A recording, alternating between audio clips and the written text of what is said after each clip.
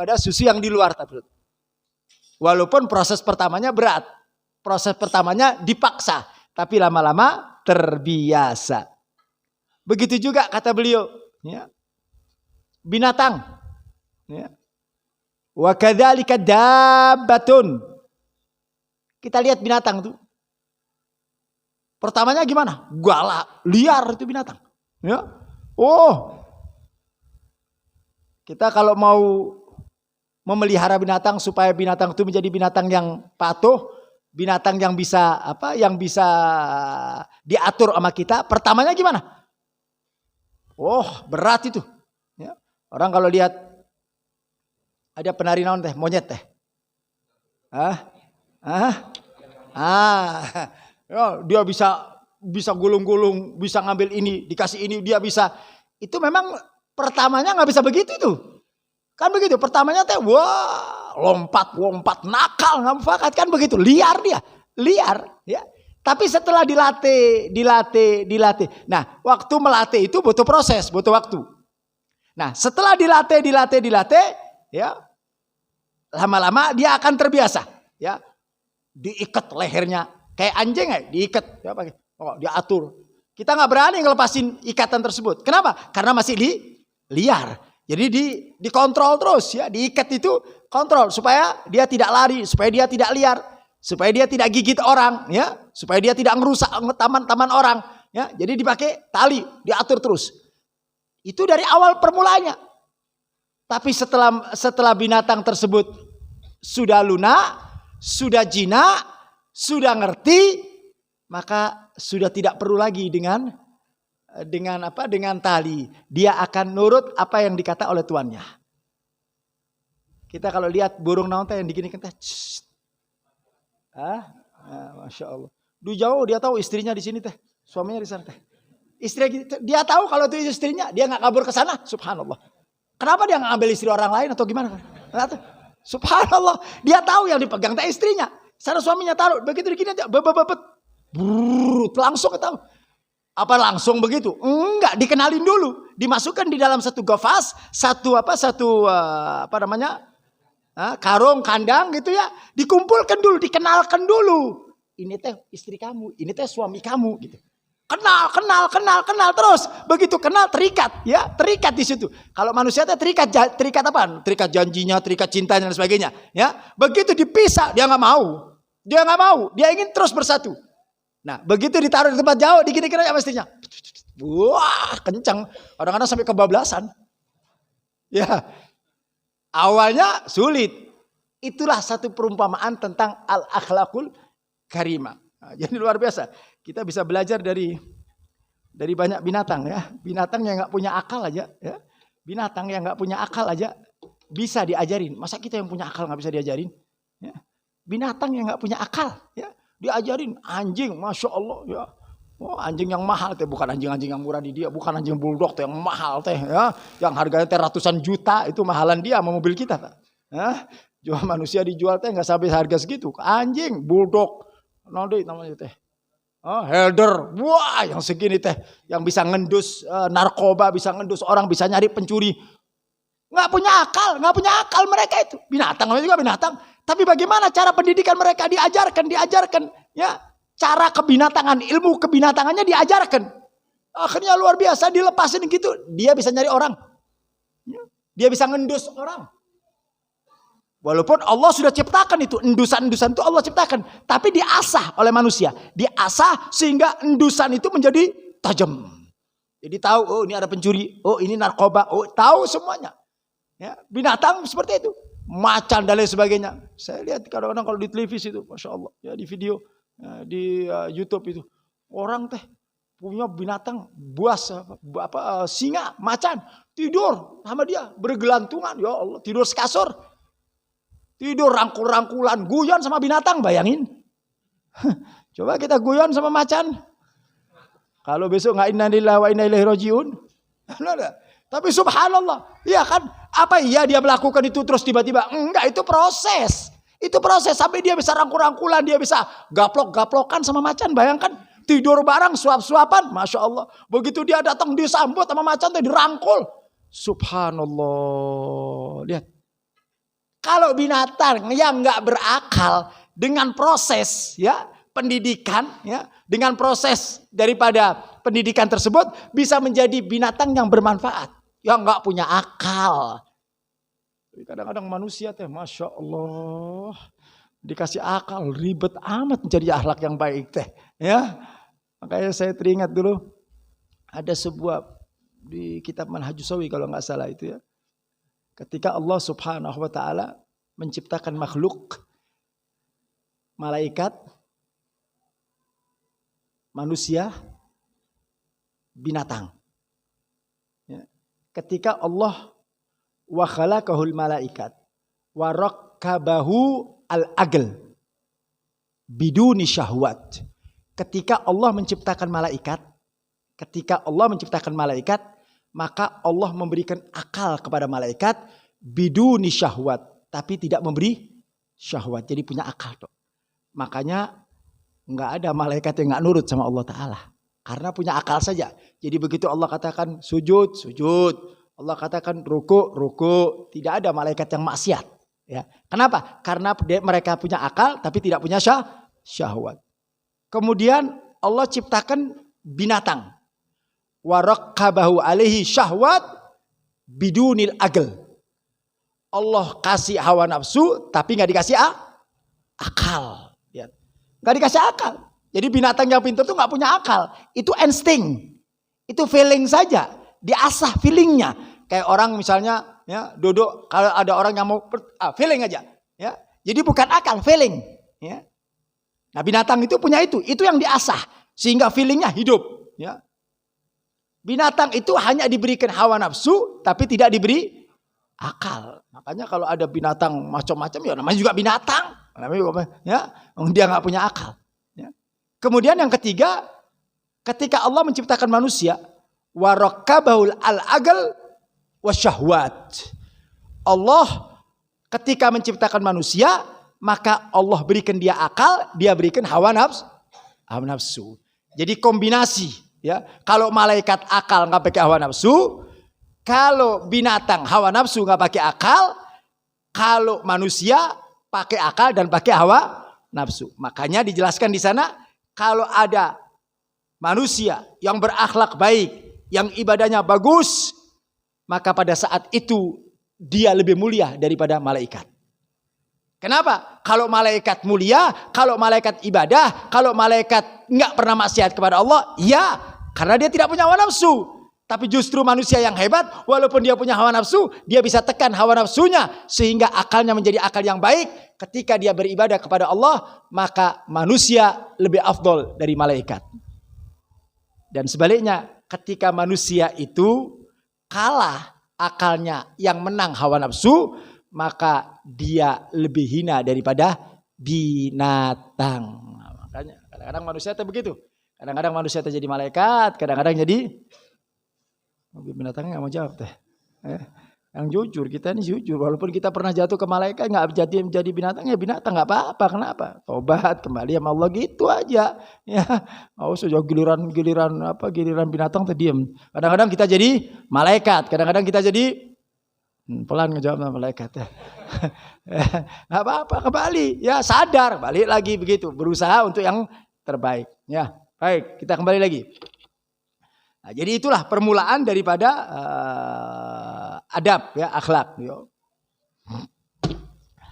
Kemudian di dalam hadis Nabi kita Muhammad sallallahu alaihi wasallam, ya, beliau mengajarkan innamal ilmu bitta'allum.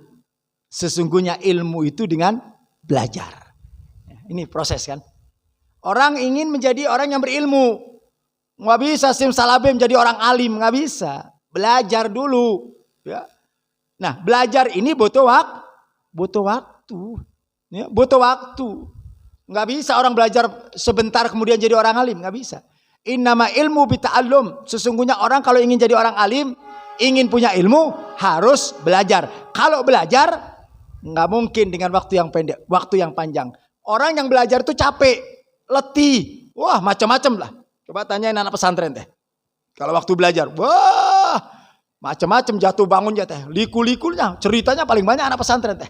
Nah, belum lagi kena penyakit, belum lagi kena gatal-gatal, belum lagi kena gudik, macam-macam. Penyakitnya ini penyakit macam-macam prosesnya, ya kan? Itu bagian usaha untuk mendapatkan ilmu. Jadi nggak bisa orang mau alim itu nggak pakai proses, nggak bisa. Ya, mau cari instan lewat jalan tol jadi orang alim. Ilmu wahbi saja, ilmu wahbi, ilmu yang datang dari Allah, ilmu wahbi ba'dal kasbi kata ulama. Ilmu wahbi itu akan diberikan oleh Allah kepada siapa? Kepada orang yang sudah berusaha untuk mendapatkan ilmu. Nggak ada simsalabim jadi ilmu wahbi, nggak ada. Setelah dia berusaha, capek, letih, susah dan lain sebagainya. Dengan menuntut ilmu, kemudian Allah kasih ilmu laduni atau ilmu wahbi atau ilmu laduni. Dikasihkan ilmu oleh Allah Ta'ala. Sehingga apa yang mereka dengar langsung masuk. Apa mereka tahu langsung paham. Ya. Alim menjadi orang besar. Allah kasih setelah apa? Setelah mereka bersusah payah. Nah, jadi nggak bisa orang yang berilmu. Sekarang kita ini baca satu hadis sudah jadi orang alim. Surbanya dibesarkan alim. Kapan belajarnya, kapan baca kitabnya, kapan pokoknya alim mau cepet sekarang. Nah, sekarang mau jadi ulama gampang, hitungan menit jadi ulama ayeuna teh. Ulama-ulama gelo yang begini teh. Ya.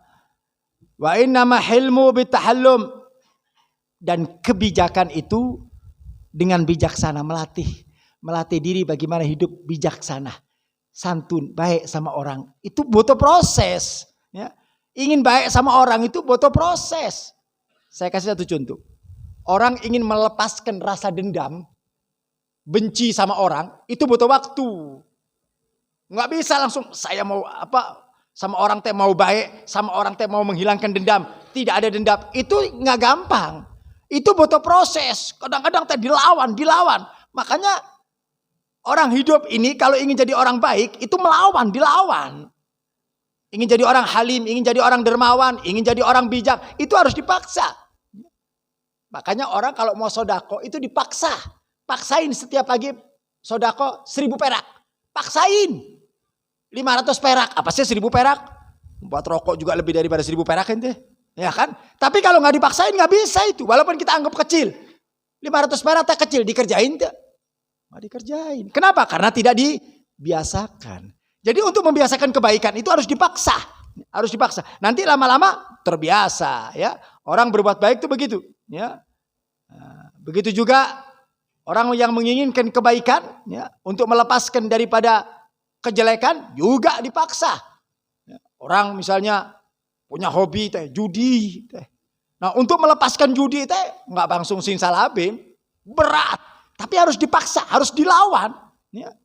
Yang biasa kerjaan kita yang jelek, perbuatan kita yang nggak baik, untuk berhenti dari perbuatan tersebut terbiasa. Itu harus dilawan dan memang berat. Makanya bapak-bapak yang mau berhenti sama ngerokok berat. Benar tak? Berat. Kadang-kadang milih makan atau rokok, punya duit nih. Cukup buat makan sama buat rokok. Milih yang mana? Ngerokok nggak makan nggak apa-apa kitanya. Benar tak? Untuk berhenti berat, tapi harus dilawan kan begitu, ya kan? Nah begitu juga kebaikan, begitu juga segala bentuk amal kebaikan kita perlu dilawan. Orang bangun tengah malam harus dilawan. Orang sholat ke masjid, sholat berjamaah harus dilawan. Nanti dia akan merasakan nikmat. Kalau sudah nikmat, ya udah jalan aja langsung. Udah jalan aja. Saya punya, bukan teman, artinya orang lebih tua dari saya. Allah yarhamu, sudah meninggal. Ya. Itu kebiasaannya. Setiap jam 3 malam bangun. Dari mulai kecil. Sampai meninggal. Dia nggak pernah ninggalin jam 3 malam itu bangun. Dilatih sama abahnya setiap jam 3 dibangunin sama abahnya. Setiap jam 3 dibangunin sama abahnya. Bangun. Sampai bangun. Baru dibawa sama abahnya ke masjid. Ya, dibawa bertahun-tahun begitu teh. Begitu abahnya udah meninggal. Ini anak setiap jam 3 kayak ada yang bangunin. Bangun. Kalau nggak bangun badannya sakit semuanya. Beda sama kita. Kalau bangun. Kalau ini nggak bangun badannya sakit. Kalau kita Masya Allah bangun badannya, ya itu bedanya kita mereka. Terbiasa. Dulu pertamanya gimana? Ya nangis. yang ngebrontak sama abahnya, nggak mau dibangunin. Tapi lama-lama terbiasa, tanah merasa nikmat. Kalau sudah merasa nikmat, nggak bangun tuh nggak enak. Ada yang hilang. Kita kalau baca wirid, baca dzikir, misalnya setiap ba'dal maghrib baca Ratibul Haddad. Setiap maghrib baca Ratibul Haddad. Ba'da subuh baca Wiridul Latif. Itu rutin kita jalankan. Satu saat kita lupa, itu kayak ada yang hilang. Apa yang hilang nih? Hari ini saya nggak baca apa ini? Ada yang ketinggalan nih. Oh, saya lupa nggak baca Wiridul Latif. Itu akan ada yang negor gitu loh. Kenapa? Karena itu menjadi rutinitas dalam kehidupan kita. Sudah terbiasa. Jadi membiasakan ini yang berat. Memang membiasakan ini yang berat. Jadi kalau ingin mendapatkan sesuatu, itu harus yang berat. Harus terbiasa. Nah, di sini beliau menukil satu ucapan dari Imam Al-Busairi. Wan nafsu katifli in tuhmilu syabba ala hubbir radai wa in taftinhu yanfatimi. Man li biradin jimai min ghawayatiha kama yuraddul jimalul khayli bil lujumi. Hawa nafsu itu tadi seperti anak kecil, ya. Kalau sudah waktu disapi, ngamuk, marah, nggak mau dia. Tapi kalau sudah terbiasa, maka dia akan menikmati sapian tersebut. Begitu juga binatang. Ya. Binatang itu ya, awal mulanya liar, ya, ganas binatang itu. Tapi setelah setelah dilatih, ya, setelah diajarin, maka binatang tersebut akan menjadi binatang yang baik, binatang yang lunak. Bahkan binatang tersebut bisa ngejaga kita. Ya. Binatang ngejaga rumah, bayangkan Pak. Prosesnya pakai proses dulu, diajarin dulu, dilatih dulu. Nah, jadi pada intinya bahwa semua sesuatu yang akan kita lakukan itu nggak bisa simsalabim langsung bisa, nggak bisa. Jadi melalui proses, dan waktu proses itu memang banyak kesulitan, rasa capek, rasa letih. Tapi kalau kita menginginkan sesuatu, ya, maka kita harus lakukan itu supaya keinginan kita bisa terwujud. Kalau nggak bisa. Makanya perlunya istiqomah. Para ulama mengatakan al-istiqomah khairun min alfi karamah. Istiqomah itu lebih baik daripada 1000 pangkat kewalian. Orang itu bisa jadi wali karena istiqomah. Orang itu bisa menjadi manusia dicintai oleh Allah karena istiqomah. Prinsipnya istiqomah wailah. Apa istiqomah? Continue terus, utun. Nanti kita akan merasakan nikmatnya. Kita akan merasakan hasilnya. Dengan istiqomah itu kita akan merasakan hasilnya. Semuanya itu diawali dengan istiqomah. Bukan angin-anginan. Kita ini kadang-kadang kalau senang ngaji. Habis itu hilang 2 tahun gak kelihatan batang hidungnya. Benar tak? Masya Allah. Senang selawatan. Oh selawatan hadir. Habis itu 3 tahun gak kelihatan batang hidungnya. Kemana? Ya. Oh iya Beb lagi sibuk lagi. Kalau kita ngurusin sibuk gak ada habis-habisnya. Mau sampai kapan? Sibuk dunia teh. Orang mulai lahir itu sibuk sampai mati. Kalau mau ngikutin sibuk ngurusin dunia gak ada habisnya. Pinggirkan. Ya. Dunia ini, sering saya katakan, dunia ini ada dalam genggaman kita manakala kita mendekatkan diri kepada yang punya dunia. Yang punya dunia siapa? Allah. Kita mau ngambil dunia tapi ninggalin yang punya dunia. Kumaha teh? Mau kepingin dunia, ingin mendapatkan dunia, ingin mendapatkan segalanya dari dunia, tapi kita tinggalin zat yang pegang dunia. Yang punya dunia ini Allah. Dunia ini milik Allah. Nah kalau kita tinggalin Allah, kita ngerebut dunia, gak bakal dikasih ke Allah Ta'ala. Pegang itu yang punya dunia, pegang Allah Ta'ala. Ya. Jalankan apa yang diperintah sama Allah Ta'ala. Nah itu istiqomah. Kita baca sholawat istiqomah. Ya. Nanti lama-lama kita akan merasa nikmat. Kalau sudah nikmat, nggak mau ketinggalan. Apapun yang nikmat nggak mau kita tinggalin. Ya. Nah itulah permulaan untuk mengawali daripada al-akhlaqul karimah. Jadi kalau ingin membentuk kepribadian kita menjadi orang-orang yang berakhlakul karimah, harus ada proses di sana, ya. Harus ada perjalanan, walaupun berat, laluin terus jatuh bangun, terus sampai kita merasakan nikmat daripada akhlak yang baik. Nah, kemudian akhlak yang baik itu menghiasi kita punya diri. Ya, kalau sudah menghiasi kita punya diri, di situ ada kenikmatan. Kalau sudah ada kenikmatan, maka kita tidak akan lagi meninggalkan daripada kebaikan-kebaikan tersebut. Mudah-mudahan Allah Subhanahu wa taala menjadikan kita hamba-hamba yang istiqamah. Amin ya rabbal alamin. Insyaallah besok kita udah mulai masuk beberapa contoh daripada akhlak-akhlak, ya, daripada akhlak-akhlak yang akan dijelaskan oleh muallif insyaallah. Ini kitab luar biasa, ini kitab, ya, mengambil, saya katakan intisari, ya, banyak mengambil daripada Ihya Ulumuddin, ya, juga dari Nasaidiniyah, ya, semuanya itu mengambil dari situ beliau. Jadi beliau rangkum, nah, ini menjadi kitab yang kecil tapi manfaatnya luar biasa, ya, sehingga kitab ini menjadi kutub mugarrar, kitab yang harus dibaca di pesantren. Kalau di Jawa Timur wajib baca kitab Akhlaqul Banin itu, mulai jilid 1, jilid 2, jilid 3, jilid 4 itu wajib harus, karena di situ sumber daripada ilmu-ilmu tasawuf yang di sini kita dapatkan semuanya. Mudah-mudahan Allah Subhanahu wa taala memberikan kita hamba-hamba yang istiqamah. Amin ya rabbal alamin. Ya Rabbana